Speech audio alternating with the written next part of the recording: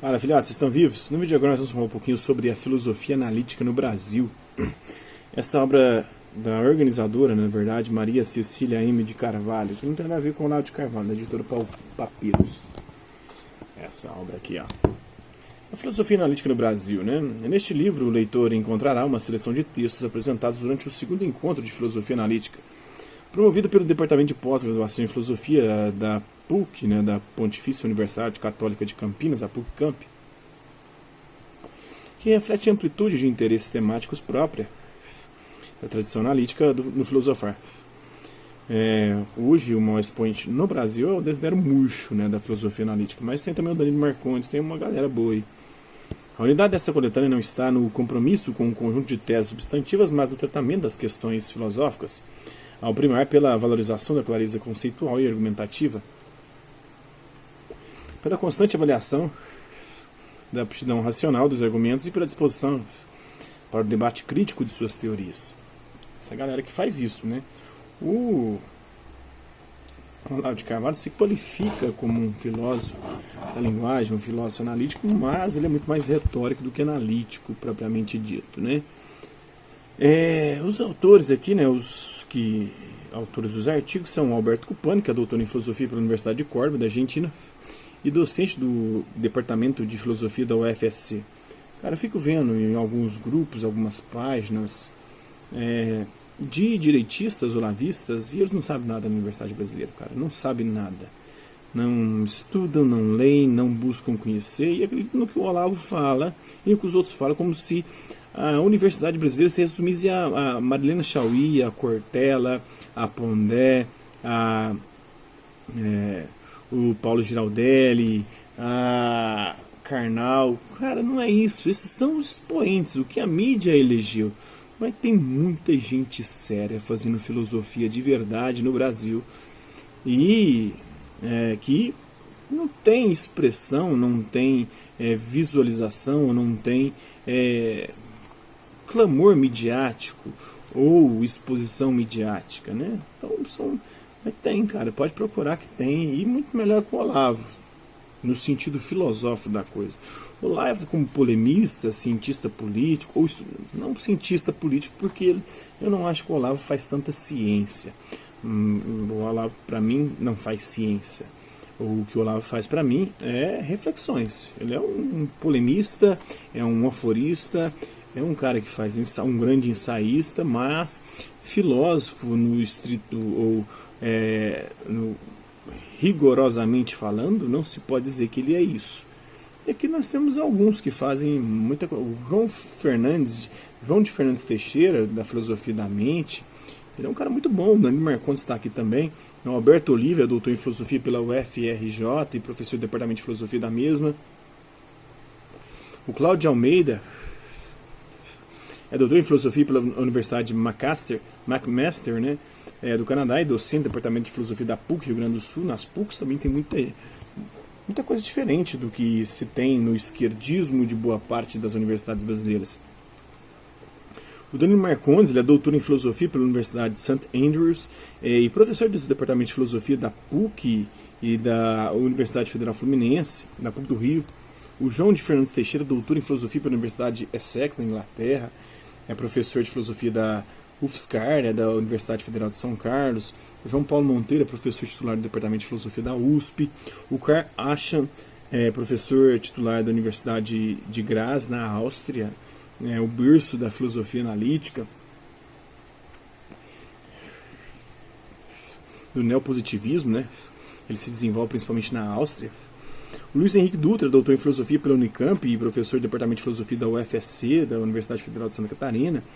A Maria Cecília M. de Carvalho, que é a organizadora desse livro, é doutora em Filosofia pela Universidade de Munique, na Alemanha, e professor do Departamento de Pós-Graduação em Filosofia da PUC-Camp. O Olavo de Carvalho, ele é muito raso nesse aspecto, cara, porque ele não lê todo mundo, ele não sabe o que se passa dentro da academia, ele não tem contato com o que é produzido no sentido mais rigoroso do termo de filosofia mesmo. E a filosofia analítica hoje não tem como você fugir dela. O Desidério Murcho é um português que está no Brasil, radicado no Brasil, mas que tem obras bem interessantes e significativas nesse sentido. E o site dele, o Crítica na Rede, é, para mim, o principal portal de filosofia escrita no Brasil hoje, né? Tem o Mário Guerreiro, que é doutor em filosofia pela UFRJ e é professor do departamento de filosofia da própria UFRJ, da Universidade Federal do Rio de Janeiro. O Nelson Gomes é doutor em filosofia pela Universidade de Munique e professor do departamento de filosofia da UNB, da Universidade Nacional de Brasília. O Paulo Margutti é doutor em filosofia pela Universidade de Edimburgo, com tese sobre Wittgenstein, pai da filosofia analítica, junto com o Bertrand Russell, né? E professor do departamento de filosofia da UFMG. Então, são os caras fodões aí, que o Olavo Carvalho acho que não leu porra nenhuma desses caras aqui. E, inclusive, ele nem fala, né, deles. Ele prefere ficar com os lugares comuns, com aqueles que têm algum apelo midiático, tem alguma exposição na mídia, e generalizando. Ele faz generalização, por isso que ele não é científico. Ele sempre generaliza, ele tem um viés bastante... como que eu posso chamar isso? Conspiracionista mesmo, enxerga esquerdismo em tudo. Então eu gosto de acompanhar o Olavo, mas no sentido do rigor científico e filosófico ele não beira nenhum dos dois. Como um grande escritor, um literato, um ensaísta, um polemista, um aforista, beleza, concordo que ele é tudo isso. O resto não. Filósofo e cientista, não. Basta ver a produção filosófica dele. Eu tenho os principais livros dele e posso falar isso com propriedade, não só a partir dos livros, a partir dos vídeos que eu vejo dele também.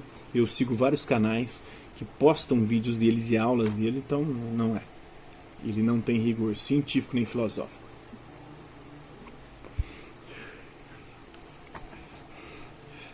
A filosofia analítica ela pretende, de certa forma, retomar essa temática tratando-a no interior de seu quadro conceitual específico e procurando fornecer soluções para o questionamento cético por meio de uma teoria do conhecimento que evite os impasses apontados pelo ceticismo. Para isso, são adotadas muitas vezes saídas inspiradas no ceticismo, como é o caso, ao menos até certo ponto, do falibilismo e do probabilismo. O falibilismo, né, do Popper, e o probabilismo, que vem desde o Hume, né?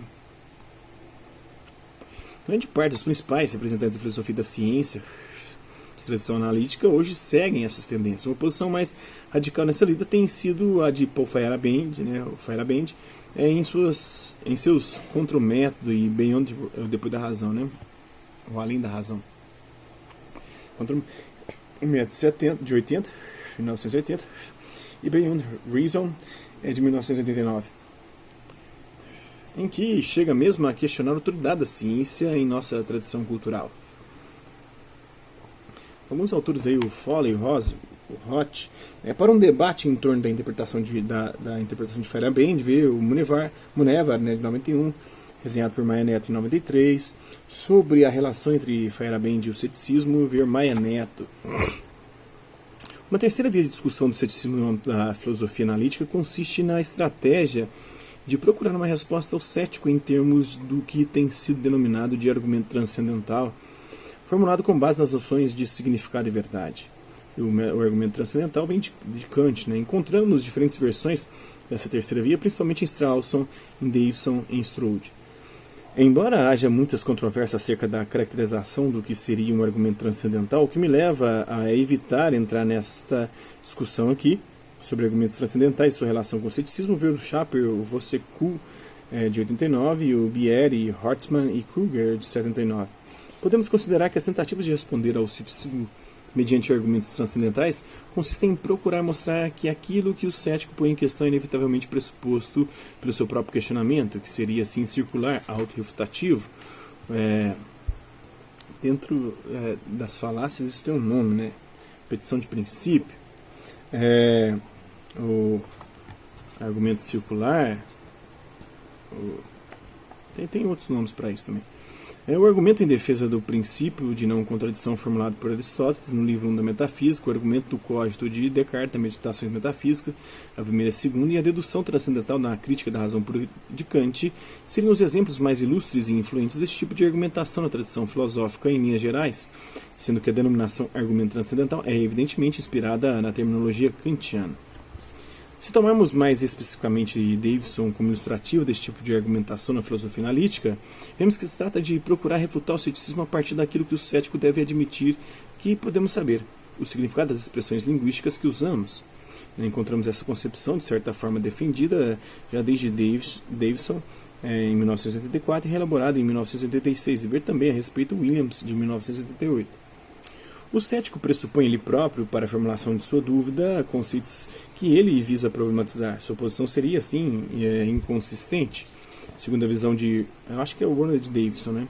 O simples uso da linguagem pelo cético envolve o recurso a expressões dotadas de significado, a possibilidade do entendimento e, portanto, da interpretação do significado dessas expressões e, consequentemente, pressupõe que determinadas crenças que mantemos sejam verdadeiras. Este sentido básico da posição de Davidson, que Davidson mantém acerca da verdade de nossas crenças como pressupostos básicos para o entendimento linguístico. O argumento principal é que nossa metodologia básica para a interpretação das palavras dos outros necessariamente faz com que, na maior parte do tempo, as sentenças mais simples que os falantes consideram verdadeiras sejam verdadeiras. Não é o falante que deve realizar a tarefa impossível de comparar as suas crenças com a realidade, mas sim o intérprete, que deve levar em conta a interação causal entre o mundo e o falante, de modo a descobrir o que o falante quer dizer, e, portanto, no que acredita. Cada falante não pode fazer mais do que tornar coerente seu sistema de crenças, ajustando este sistema de modo tão racional quanto possível às novas crenças que adquire. Mas não há por que recear que essas crenças sejam uma mera fantasia. Isso porque as sentenças que expressam essas crenças e as crenças elas próprias são corretamente entendidas como se referindo aos objetos e eventos públicos que os causam, e nesse sentido devem ser, em geral, verídicas.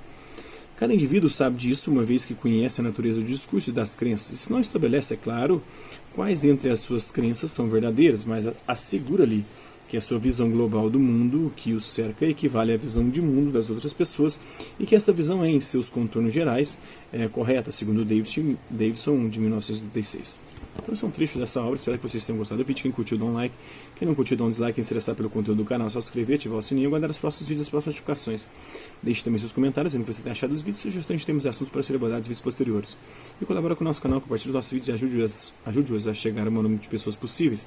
Eu gostaria de agradecer aos 466 inscritos no nosso canal, agradecer também aqueles garotos por conta de conteúdo outro passam por aqui, deixando sua visualização, seu like, seu dislike, seus comentários, e aqueles que compartilham o nosso vídeo, compartilham o nosso canal, seja aqui nessa plataforma no YouTube e outras redes sociais. No mais, é isso aí. Hasta la vista, babies, e até a próxima.